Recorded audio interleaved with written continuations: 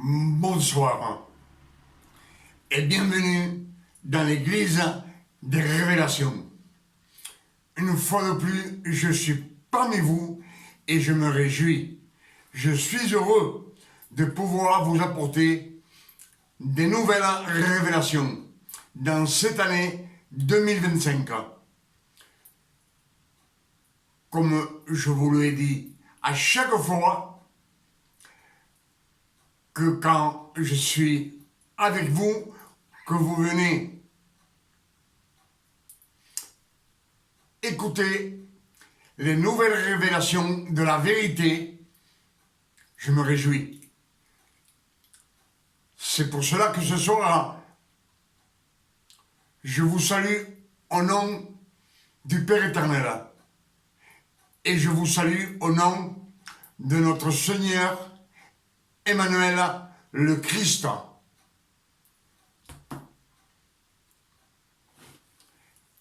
Emmanuel, c'est le vrai nom du Christ, pas Jésus. Emmanuel, c'est un nom hébreu. Les noms hébreux, quand on les traduit dans la langue latine, nous donne ce que ça veut dire. Et Emmanuel veut dire Dieu parmi nous, avec nous. Et on sait que le Père éternel, Dieu, la parole, est venu parmi nous dans un corps de chair et de sang. Emmanuel, c'est le vrai nom du Christ. Le Christ veut dire, quand on le traduit dans la langue latine, veut dire le choisi, l'élu, le oint, le préféré du Père éternel. Et Yeshua,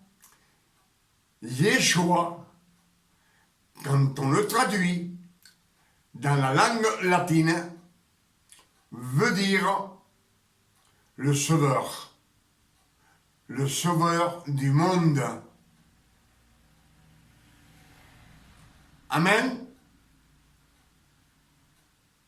Le sauveur, c'est lui qui nous a sauvés de la mort, qui nous a rachetés de la loi. Il a effacé toutes les malédictions qu'il y avait sur notre âme. Et il a effacé toutes nos iniquités.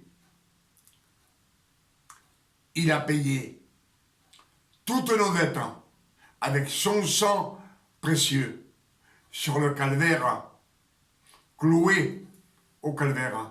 C'est Emmanuel le Christ. Et il a effacé tous nos péchés, passés, présents et futurs. Si je vous dis ceci, c'est parce que c'est dans les Écritures et c'est la seule vérité. La seule vérité, c'est la justice de Dieu.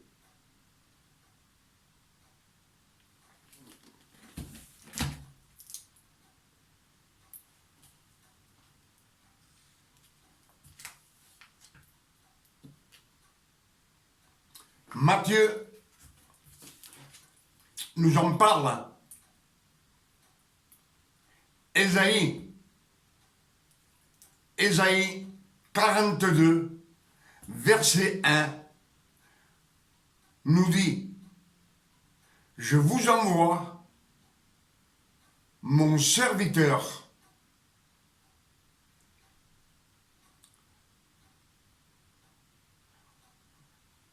j'ai mis mon esprit en lui. C'est mon élu. Et lui, il annoncera la justice de Dieu au monde entier, dans tous les peuples. Ce sont les Écritures qui le disent.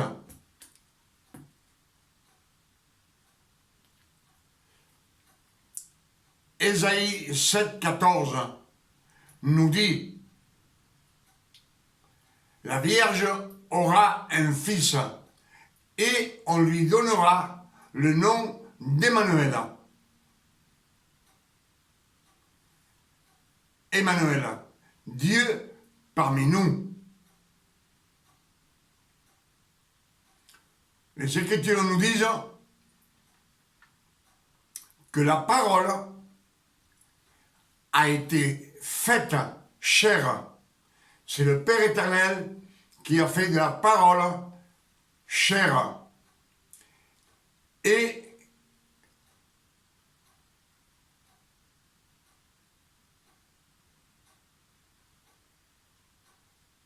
on dit que la Vierge aura un fils et on lui donnera le nom d'Emmanuel. Emmanuel, Dieu parmi nous. Là, dans les Écritures, ils n'annoncent pas le Fils, ils n'annoncent pas Jésus. Nous savons que Ésaïe, c'est 700 années avant que Christ naisse. Et le Père éternel, dans 700 ans avant que le Christ naisse, il prophétise pour l'avenir, pour le futur. Et le Père éternel, qui a mis son esprit dans le corps d'Emmanuel, de chair et de sang, il n'a pas pu mettre un nom latin, un prénom latin comme Jésus pour Emmanuel. Donc, il nous dit bien qu'il s'appelle Emmanuel. C'est le vrai nom du Christ. Je pense qu'on est d'accord sur les Écritures.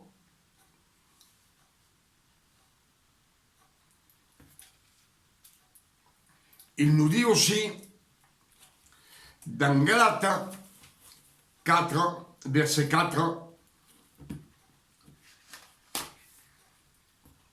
qu'il a envoyé son serviteur. Dans les Écritures, on a Jésus, mais c'est son serviteur, Emmanuel le Christ, qu'il a envoyé, né d'une femme, né sous la loi, afin qu'il rachète tous ceux qui sont sous la loi. Ceux qui sont sous la loi, il faut qu'il les rachète pour pouvoir leur donner la vie éternelle.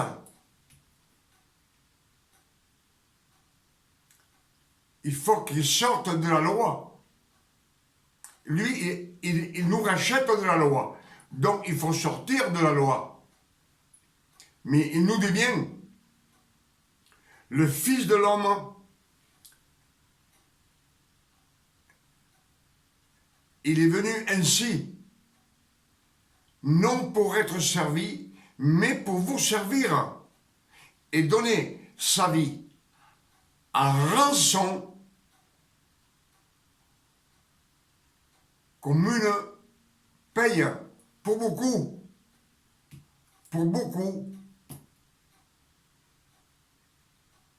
pour tout celui qui sort de la loi.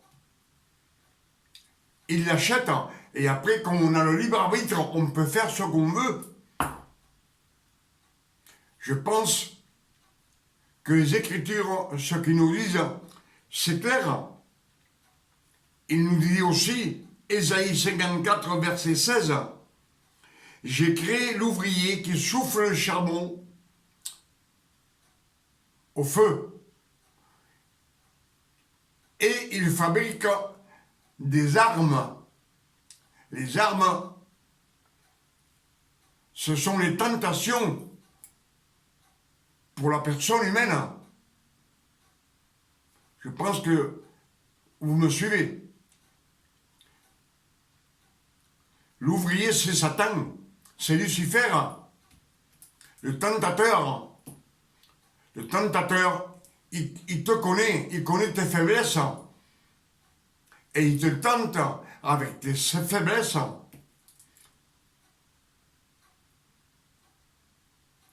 Si tu es un voleur, il va te montrer des choses que tu peux voler. Et c'est à toi de décider.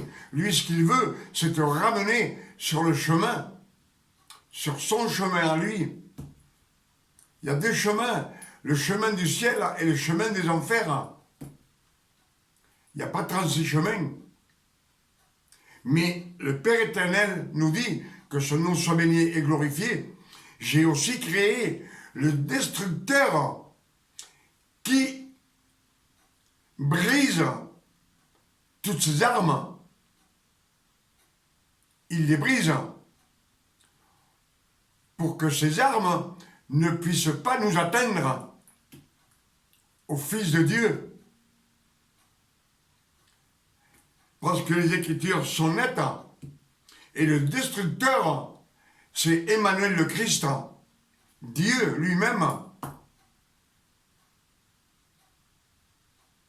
On sait que le Christ, c'est Emmanuel, comme je vous ai dit, c'est l'élu, le choisi des dieux. Et Dieu le Père, la parole et le Saint-Esprit, c'est le Père éternel. Trois en un. Et Emmanuel, quand il vient sur la terre, il a la parole dans son cœur. Et après, il a le Saint-Esprit qui descend comme lui, comme une colombe. Il a deux parties du Père. Le Père est au ciel et lui, il est sur la terre. Et le Père éternel lui a donné tout pouvoir sur la terre. Donc, il est Dieu sur la terre. C'est pas le Fils, c'est pas Jésus. Jésus, c'est un prénom, un latin que les catholiques lui ont écrit sur la Bible. Toute cette Bible a été traduite par les latins. Et tous les noms des hommes, tous les noms des femmes, tous les noms des apôtres, de Jésus, tous les noms de tous les capitales, de tous les villages hébreux, ils ont changé, ils ont donné des noms latins. Des noms latins. Jérusalem, c'est latin. Tel Aviv, c'est latin. Jéricho, c'est latin. Vous savez, quand Josué a traversé le Jourdain, toutes les terres qu'il y avait de l'autre côté à conquérir, c'était Canaan. Et les 12 tribus se sont partagées ces terres et ils ont construit des villes et des villages et ils leur ont donné des noms latins, pas des noms hébreux.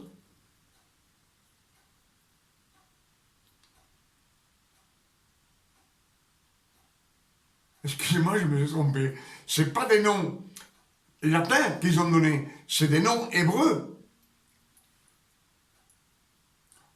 On peut voir que Jérusalem j'ai trouvé dans les dictionnaires que au temps de Josué et jusqu'à Jésus-Christ, à la résurrection du Christ, se nommait A et Li A. Je l'appelle lettre par lettre A et L I A. Et les latins ont tout changé dans les Écritures. Et cela a été fait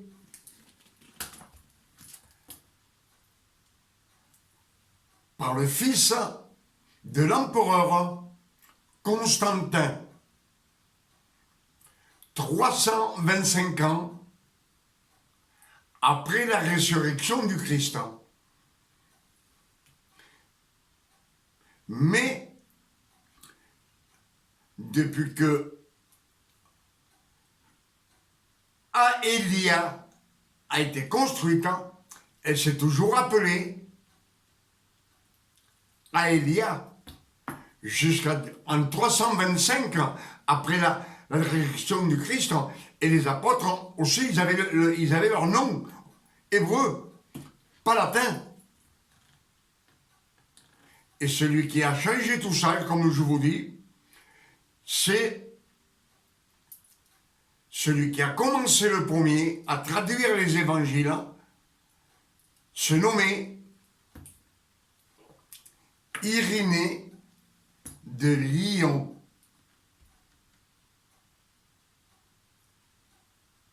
Irénée de Lyon. 180 années après la résurrection du Christ. Et après, ils ont continué, les latins, les catholiques. Même nous, nous avons des noms catholiques. Vous, moi, le monde entier, nous avons des noms catholiques donnés par les Romains, par les latins. Je pense que je suis clair avec vous. Et ça, c'est la vérité. C'est la seule vérité des Écritures. Mais comme je vous dis, le Père éternel, dans son amour, dans sa bonté, dans sa miséricorde, il a tout caché, la vérité, afin que nous, en méditant les Écritures, on puisse les trouver. Pour cela, il nous dit de méditer les Écritures. Il nous le dit beaucoup de fois.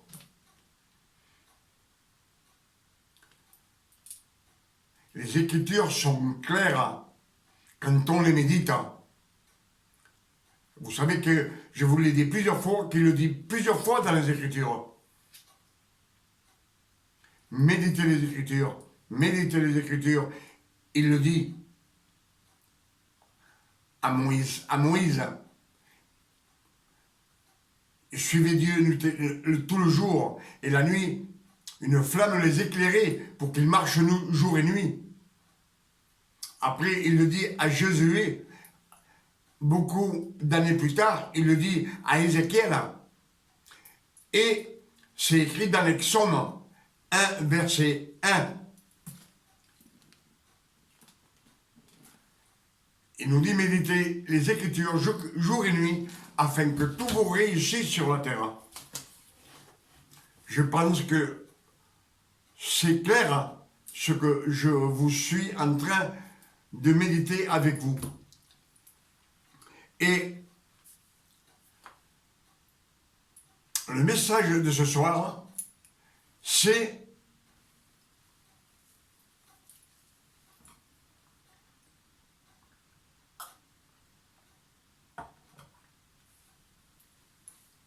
pourquoi on est juif comme les Lévites, comme et les Sadduciens, ce sont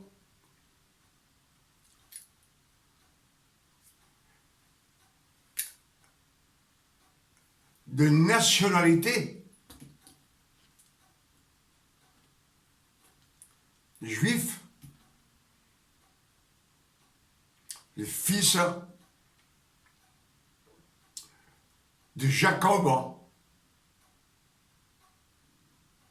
Jacob eut six fils avec Léa et une fille. Et c'est la descendance, eux, les Juifs, c'est le quatrième fils de Léa. Le troisième fils,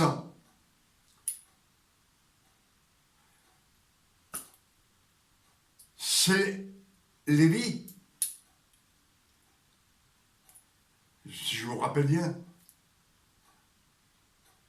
C'est leur nom de famille, c'est leur nationalité. Ils viennent du peuple hébreu.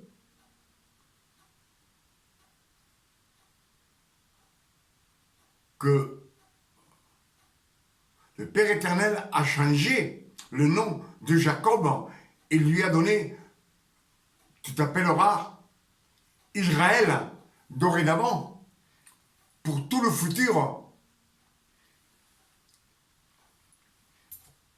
Et alors pourquoi que on est juif si on n'est pas de nationalité juif?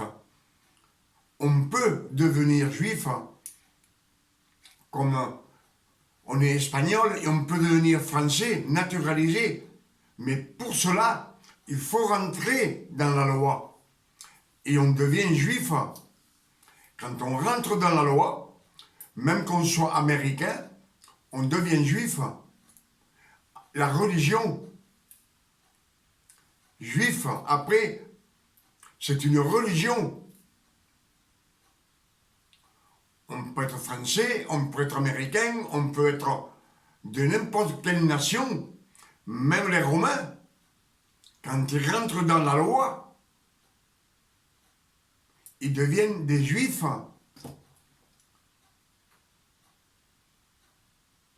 Ils rentrent dans la loi.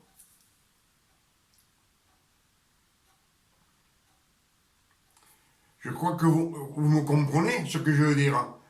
C'est pour cela que le Père éternel dit, je vous ai envoyé, Galates 4, verset 4, nous dit, lorsque les temps furent accomplis, j'ai envoyé Emmanuel, Dieu, entre nous.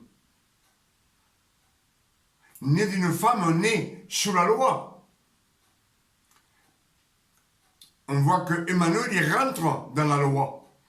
Il accomplit toute la loi pour racheter tous ceux qui sont sous la loi.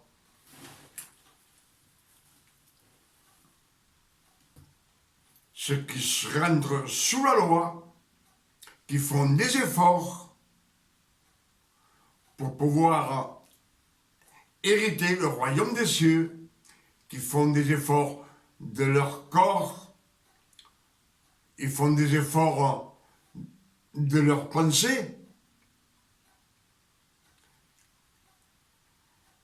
ils font des sacrifices de leur corps aussi, en demandant pardon à genoux. Tout cela, c'est la loi. Et tout celui qui rentre, même qu'il soit d'une autre nation, devient juif. On a des juifs allemands, des juifs polonais, des juifs arabes, des juifs romains.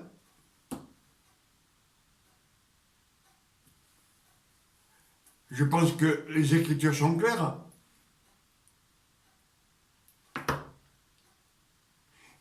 Il y a ceux qui sont sous la loi, mais sur la loi du monde. Les 10 commandements.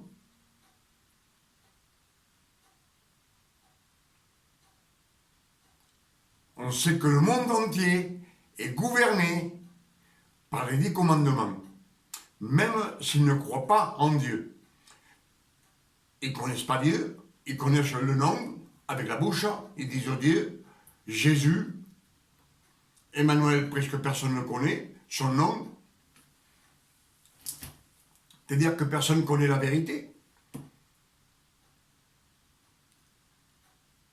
Même les pays islamiques, les pays juifs, ils ne connaissent pas la vérité. Ils sont dans la loi, mais ils ne connaissent pas la vérité. Ceux qui sont dans le monde, ils sont dans la transgression, dans le péché, dans l'adultère, dans l'ivresse. Tous ces gens ne connaissent pas le Père éternel. Ils ne connaissent pas non plus Emmanuel le Christ. Ils connaissent le nom simplement de Jésus et le nom de Dieu. Et ça s'arrête là. Alors, tous ces gens font qui sortent du monde comme le fils prodigue, qui reviennent vers le Père éternel. Comment il peut revenir au Père éternel? C'est en méditant les Écritures. Il n'y a pas d'autre manière. C'est en méditant les Écritures et trouver la vérité. Vous savez, dans le monde entier, c'est gouverné par la justice de Dieu. Le monde entier est gouverné par la justice de Dieu. C'est la vérité, la justice de Dieu. Dieu a mis l'esprit de son Fils dans nos cœurs.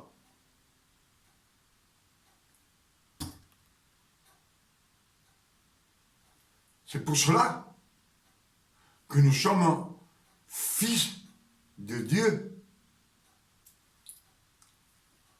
Et les fils de Dieu, comme je vous le dis toujours,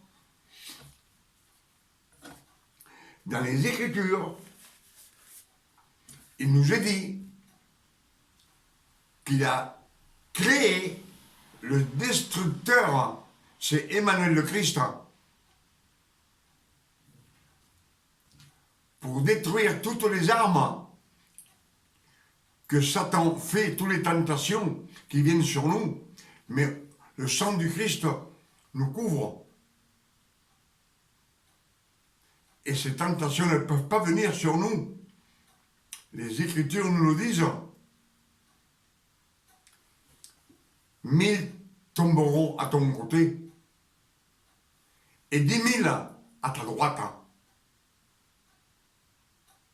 Mais elles ne t'atteindront pas. Toi, tu ne seras pas touché. Tu verras le monde entier que ces péchés, ils sont sur eux. L'adultère, l'ivrognerie,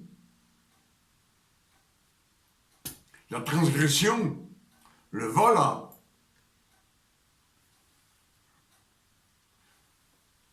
Je pense que les Écritures sont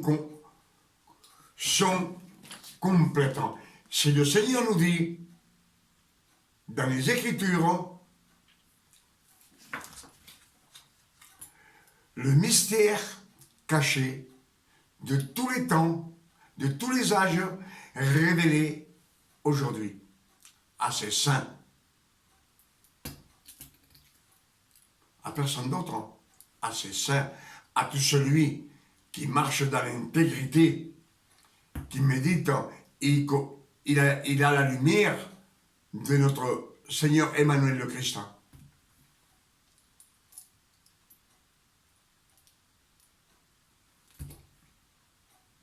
Je pense que ce qu'on médite ce soir, ce que le Père éternel ce soir est en train de nous donner, il y a beaucoup de révélations, nous sommes gâtés dans cette année 2025.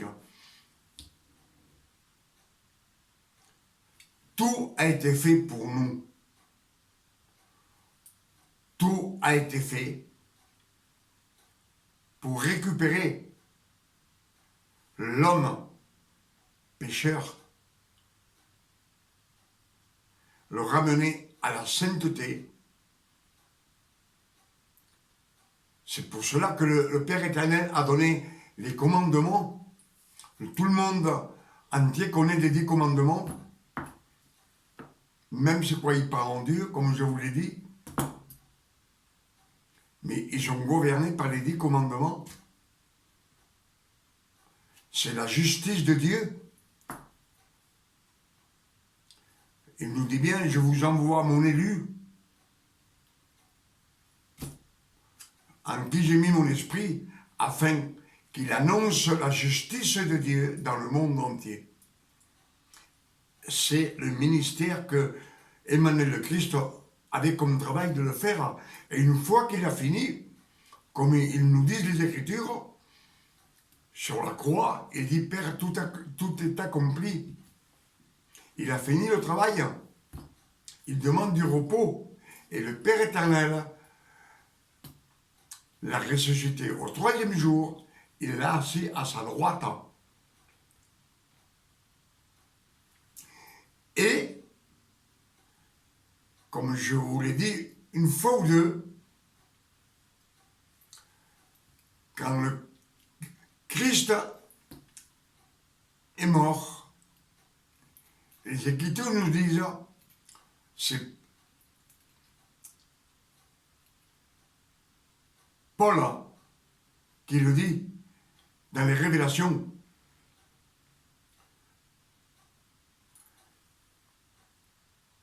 Le Christ nous a baptisés dans sa mort. Il nous a baptisés dans sa mort, pas dans la rivière. Et le Père éternel nous a fait renaître de nouveau.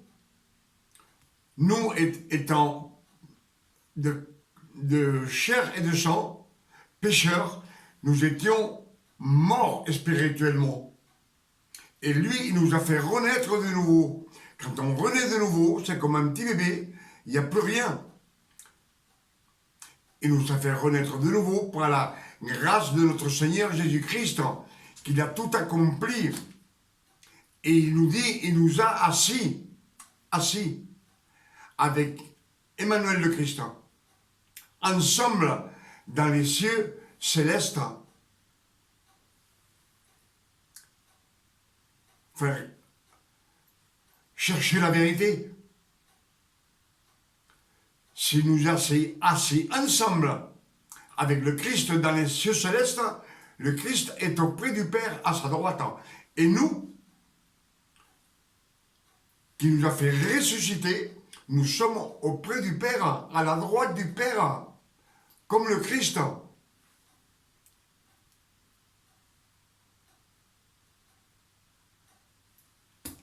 Pour cela, dans les Écritures, il nous dit, tel il est, tel nous sommes dans ce monde.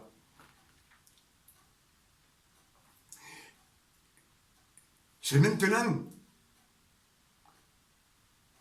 cette année 2025, c'est les révélations que le Père éternel nous donne. Le Christ est prêt de venir, est à la porte.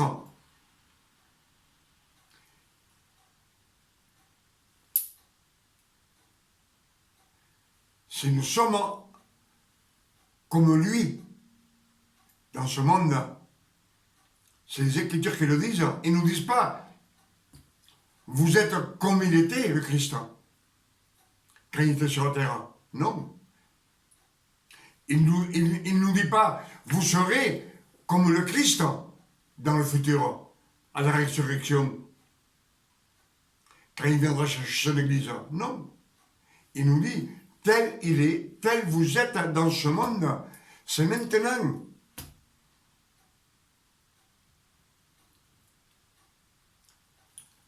Je pense que ce qu'on a médité ce soir, ce sont bien des révélations que le Père éternel, dans son amour et sa miséricorde, il nous donne par la grâce de notre Seigneur Emmanuel le Christ.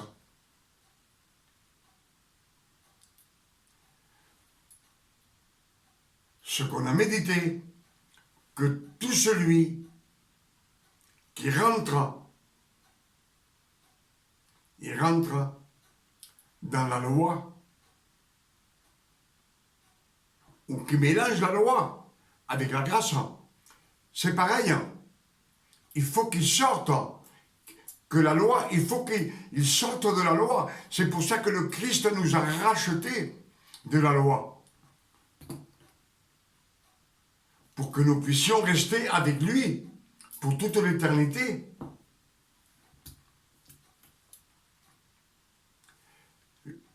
Vous savez, je vais vous dire une chose. Cherchez la vérité. Par exemple, un nom hébreu, c'est un nom propre. On ne peut pas le changer. Un nom propre, on ne peut pas le changer. Je vais vous donner une explication. Madrid, c'est la capitale de l'Espagne. Si on la nomme en chinois, on va dire Madrid. On ne va pas changer l'orthographe. Si on vous le dit en américain, on dira Madrid. La prononciation ne va pas être pareille. La même prononciation à ce qu'on entend. Mais c'est les mêmes syllabes. Quand on dit Espagne, Espagne, c'est Espagne.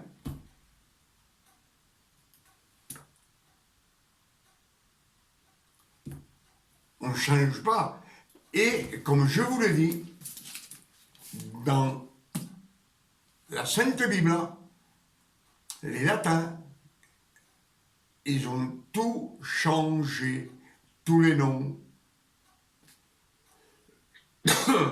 C'est pour ça que je vous dis, et je vous le dirai toujours, réfléchissez et cherchez la vérité.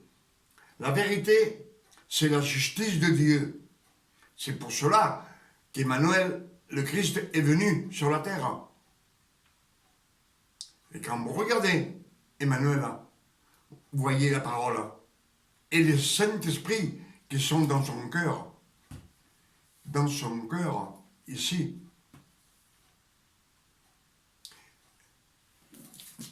Et quand il a ressuscité, qu'il est parti vers le Père éternel, là, le Père éternel lui a donné à Emmanuel le Christ, lui a donné le nom, le don de fils.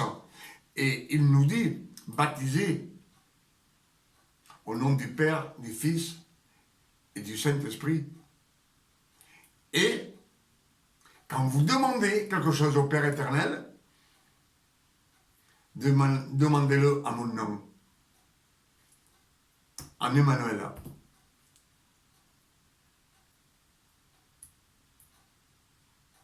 Baptisé au nom du Père, du Fils et du Saint-Esprit.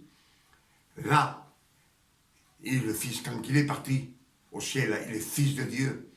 Il a eu le don, Emmanuel a eu le don de Fils. C'est le premier Fils que le Père éternel a eu. Avant, il n'avait pas de Fils, mais avec lui, le premier Fils, il y a des millions de Fils de nos jours.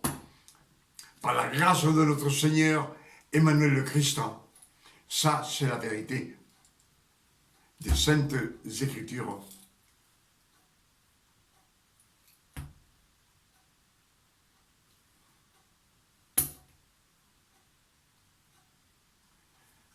Avec ces quelques versets qu'on a lus ensemble, et ces révélations que le Père éternel nous a données dans cette année 2025, je dis merci Père éternel.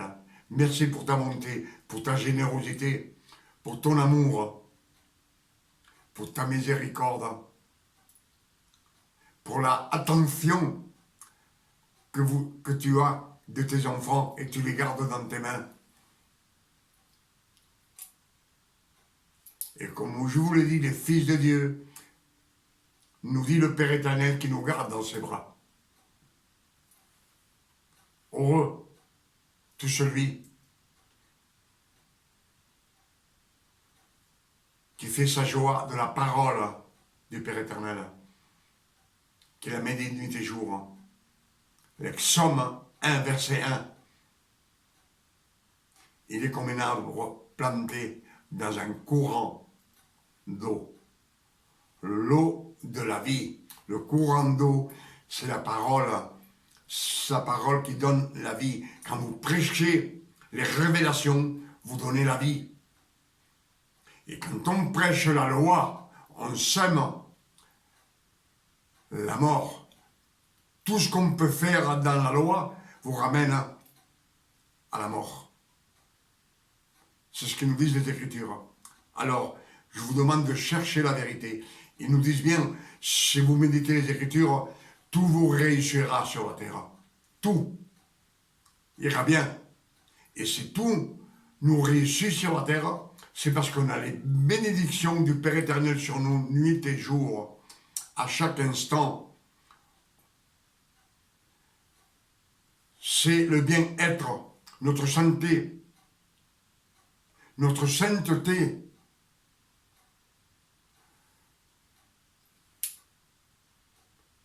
Le bien-être de nos familles, de nos femmes, de nos enfants, de notre descendance, qui nous dit bien, je bénirai jusqu'à ta 1000e génération pour tous ceux qui marchent dans l'intégrité du Père éternel. Et lui, il nous garde, tout nous réussit. Alors si tout nous réussit, notre travail sur la terre, notre façon d'être, notre manière de nous conduire toujours dans la sainteté, parce qu'on a l'esprit du Fils de Dieu dans nos cœurs, le Saint-Esprit. Je pense que ce qu'on a médité, c'est bien clair. Et alors, dans ce corps de chair et de sang, nous avons la vie éternelle. Quand le Christ va venir chercher son Église, nous partirons avec lui directement dans les nuées du ciel et on restera avec lui pour toute l'éternité. Et ce corps ne connaîtra plus la corruption. Nos vêtements resteront là. Alors, soyez prêts. Quand il va venir, si vous n'êtes pas avec lui, venez me voir. Et tout ça, ce sera pour vous. Ça restera sur la terre. Même les lunettes. Et même une fausse dent que j'ai, elle restera sur la terre.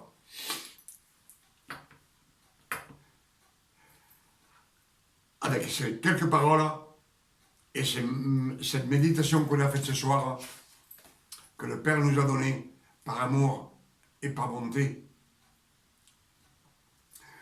je bénis le Père éternel, je lui dis merci Seigneur, merci mon Père, merci pour tant d'amour et tant de bonté pour tes enfants, pour tes fils. Que le Père éternel, son nom soit béni et glorifié sur la terre comme au ciel. Et je demande au Père éternel, au nom de notre Seigneur Emmanuel le Christ, celui qu'on appelle Jésus, qui nous envoie son Fils chercher l'Église, que nous voulons vivre et partir avec lui dans le royaume des cieux et vivre éternellement avec lui. Nous l'attendons avec impatience, avec anxiété. On attend. Notre espoir est sur le Christ et sur le Père éternel. Et moi personnellement aussi, je demande au Père éternel au nom de notre Sauveur Emmanuel, le Christ, qui nous donne une nuit de repos, de tranquillité, de paix, de santé, de bien-être, comme lui, le Père éternel, donne à ses fils.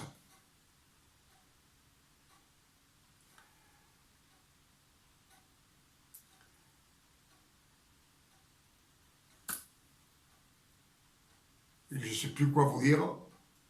Je pense que le message est fini, comme à chaque fois.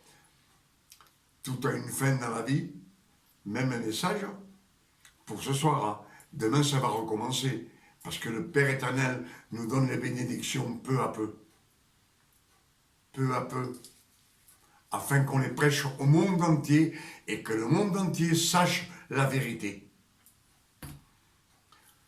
Pour cela, je vous dis à demain, si le Père éternel nous le permet. Que le Père éternel vous bénisse et vous garde. Amen.